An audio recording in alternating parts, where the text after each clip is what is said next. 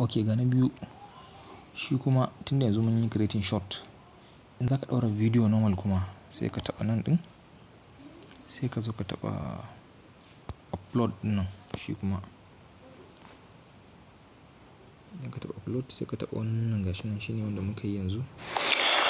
Yawa. Aha, sai ka danna next. Mene ma sunan abun nan?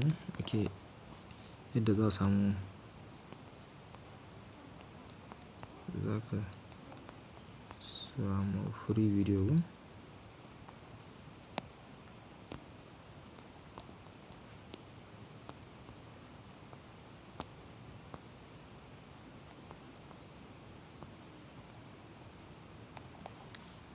Yadda ka samu copyright free videos.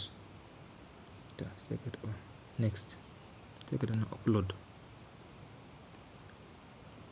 Shi kenan.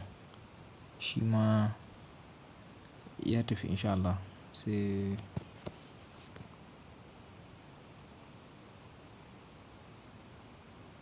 gashi nan yana hawa.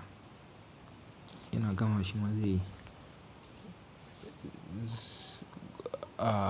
thumbnail ɗin zai zama maybe ko anjima ko gobe in Allah da zan nama ne da za mu sa.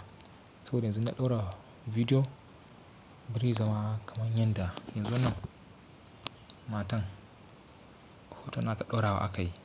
Wa'inan duk ai an ɗaura ne. So in ka sa video bari nuna akwai thumbnail ba sai in ka je ka sa. So shi daga baya insha Allah za mu yi magana a kan shi.